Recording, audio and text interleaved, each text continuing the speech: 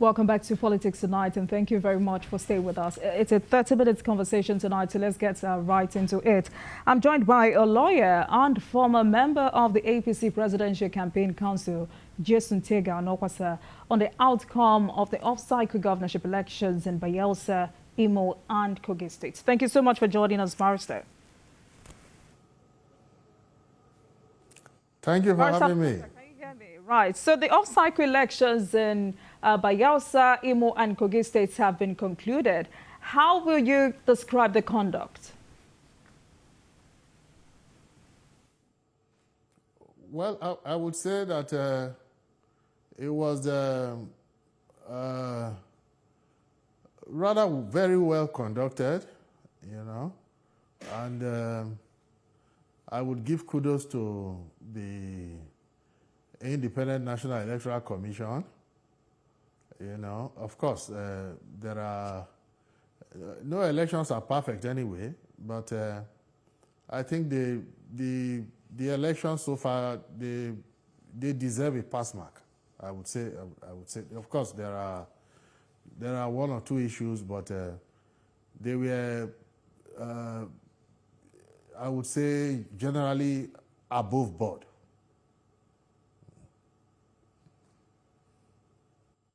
And one for PDP after the elections. What factors do you think aided APC's victory? Hello? Sorry, come again. It's 2 for APC and 1 for PDP. So I'm asking, what factors did you think aided APC's victory? Well, it's 2 for, indeed, as you say, it's 2 for APC, 1 for PDP, but I think it should have been 3 for APC. But as for where we won, we won in Kogi and Imo. The factors that made us win, I think, are pretty clear. So let us take them. I mean, the dynamics in both states are different. So let me start with, say, we won where we have incumbent governors, for instance. And I would say that the major reasons why we won in both states is because the governors we have there, Governor Yaya Bello and Governor Hope Uzodinma, had acquitted themselves creditably well, and then and the people keyed into our party's candidates, and we won. Now, if you want me to break it down, let's start with let's go alphabetically. Or rather, let me just start with the first result that was declared. If I'm not wrong, that would have been I think the first result was Imo. Now, why did Governor Uzodinma win? Well, it is clear that he won because he had delivered manifestly well for the people of Imo. You see, this idea of pretending that you can just tarnish people's reputation, play to the gallery, and deceive the people, that doesn't really work. You can fool all the people some of the time. You can fool some of the people all the time, but you cannot fool all the people all the time. And in Imo, our brothers and sisters in Imo, the Imolites, basically rewarded their governor, Senator Uzodinma, for acquitting himself, for discharging his responsibilities creditably well, for bringing them the dividends of democracy, and for actually transforming the state. There is this narrative in the, well, to some extent in the media space, but though especially in social media, that Hope Uzodinma is a Supreme Court governor. Now, some people have this new narrative that, well, he has won, so he has dispelled that notion. Well, Hope Uzodinma was never a Supreme Court governor. Not at all. He actually won his first election. What happened was that when the results were initially tallied in his first election, 388 polling units, their results were omitted from the final tally. And that is how Emeka Ihedioha of the PDP came first, followed by Uche Wonsu of AA, followed by Senator Ifeanyi Ararume of, I think then of Abga, you know. Then Hope now surprisingly came fourth. Now, when what the Supreme Court did was pure justice. Just doing justice according to law. What the Supreme Court did back then was to add those illegally excluded results. And Hope won, hands down. Hope then became Senator Uzodinma, excuse me, now came first. Then it was now Ihedioha second, Uche Wonsu third, and Ifeanyi Ararume fourth. So Governor Uzodinma was never a Supreme Court governor. He properly won his election, and the Supreme Court merely did justice to him. So what has happened now is a reaffirmation. In fact, speaking of that, there are allegations of malpractices in these states. What do you think should be blamed for this? You said what? Already there are allegations of malpractices in these states. What do you think should be blamed for this? This whole idea of malpractices. Let me draw your attention to something. I think Yaga Africa is probably, is arguably one of the most reliable, at least prominent election observers, election monitors out there. You understand me? Well, they just released a report on this off-cycle elections. And the results emanating, at least from Kogi and Imo states, largely, in fact, they basically, fundamentally tally with their projections for the election. I'm not quoting myself. I'm not quoting our party, APC projections. I am quoting the projections of an independent observer that is not affiliated to our party, that even many people in our party feel is against our party. Yaga Africa. If you check all their, I don't know if you've seen their report, the report they released. Was it, I think it was this morning or last night, the results, and it's all over the news anyway, their projections are basically, yes? My question is not solely based on Yaga Africa's report. I mean, as we know, most of the candidates and parties who lost have vowed to go to court. How will you react to that as well? I think we have even gone over this time and again. It is just the attitude of Nigerians. Let me explain something to you, Jumoke, about why people claim there were malpractices, there were this, they are going to court. The same people who claim that there were malpractices, they themselves are guilty of the malpractices. Let's take the Kogi elections, for instance. Now, what happened in Kogi? Usman Ododo, the governor-elect of Kogi, emerged as our party's candidate. Now, of course, he had the backing of Governor Yaya Bello. He also happened to be from the same senatorial district as Governor Bello. But that is not why Governor Bello supported him. Governor Yaya Bello supported him because he felt he was the one that would be able to project and sustain his legacy of development and security in the state. Now, And who were the people that the opposition brought?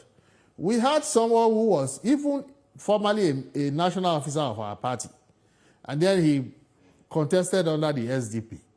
He is from Kogi East.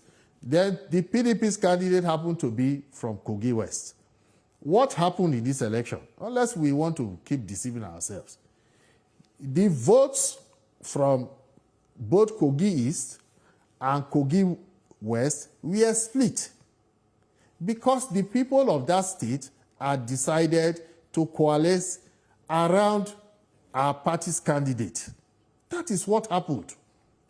If you check these projections of this independent election observer, Yaga Africa, their projections tallied with the results that were finally declared by the Independent National Electoral Commission. They did. What they projected that Dino Melaye of the PDP would get is pari passu with what he eventually got. He himself did not even bother to come out and vote. I heard that he did not even bother to mobilize his agents. Apparently, he realized that he could not win, so he didn't even. He just kept all the money collected from his party in his pocket. He didn't bother, but he's all over the place making noise as if there was any hope of him defeating Usman Ododo. Now, our own former party member who went to the SDP, who comes from Kogi East, well, there are issues in Kogi, and then you cannot just go it alone by relying on the votes from one senatorial district. Yaya Bello was able to unite a critical mass of the people from Kogi East, his own senatorial zone, with the people of Kogi Central and another critical mass of people from Kogi West. How would our candidate not win? Even Yaga Africa projected it. So, in fact, the report of Yaga Africa says, excuse me, let me finish. The report of Yaga Africa says clearly, it says that if the results are not tallied with their own internal projections, which they kept to themselves, that they would then have concluded that these results were changed at the collation centers. But that since the results tallied with them, they commend INEC. They said it by themselves. They are not APC members. They are not politicians. That in that case, they do not believe that any results were changed at the collation centers. So another crucial element of that election is voter apathy in Kogi, Imo, and Bayelsa. And many people say the parties didn't do enough campaign and sensitization to mobilize the electorate. How will you react to this? I think this whole idea of voter apathy is exaggerated. People vote in different jurisdictions across the world. People participate in elections in different ways and to varying degrees. So, for instance, there was a time in Nigeria, Nigerians just don't bother to study history to know what is going on. There was a time in Nigeria in which Southerners, for instance, this is before independence, Southerners voted more than Northerners. In fact, it took time for Northerners to catch up with Southerners, and then seemingly to even surpass Southerners in terms of voter participation. So these are just trends. Now, if you look at every election, if you look at the dynamics, I'm not talking of the phantom votes that we had during the era of former President Olusegun Obasanjo, where they were just completing ballot papers. No, I'm talking of the legitimate votes cast. You understand me? It is very, very difficult to find voter participation in an election beyond 30% or 1/3. It's very, very hard. Usually you have 1/4. Sometimes you have even lower than 1/4 of the registered voters coming out to vote. So, well, if that is the trend, that is the extent to which Nigerians vote. You can't just ascribe, in order to determine what is voter apathy or what is not voter apathy, mathematically, statistically, you have to have a median. What is the historical participation of Nigerians in elections? Then let's say you come to, let's say, 1/3. Well, or 1/4. If it is above that margin, then the voters have statistically over-participated. Right. If it is below, to that extent, you might now infer voter apathy. But you don't just conclude. Has there ever been an election where 100% of the registered voters participated? Right. So we can't just be banding these narratives up and down. All right. So quickly before we go, a new twist in this election was the issue of prefilled result sheets in Kogi State. Who do we think should be held responsible for this? You see, Jumoke, I'm a lawyer, and there's a way we approach issues. If there are result sheets were filled before, if indeed they were filled before voting started, then it's a question of investigation.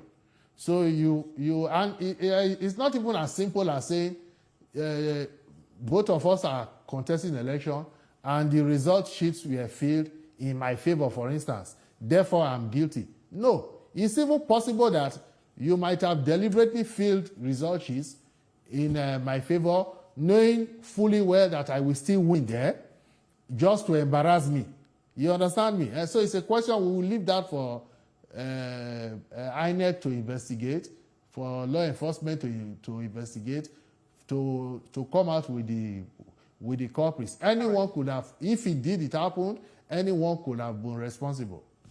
All right. So I'm sure we'll have another time to look into that issue. Thank you so much for joining us, Barrister Jason Tega Onokpasa, a lawyer and former member of the APC Presidential Campaign Council. Thank you so much for joining us on Politics Tonight. Thank you, sir. Thanks for having me. Thanks for having me. And thank you very much for watching. That marks the end of today's episode of Politics Tonight. But the conversation continues from here. We're also on YouTube at youtube.com/TVC News Nigeria. I am Olajumoke Olatuji. Good night.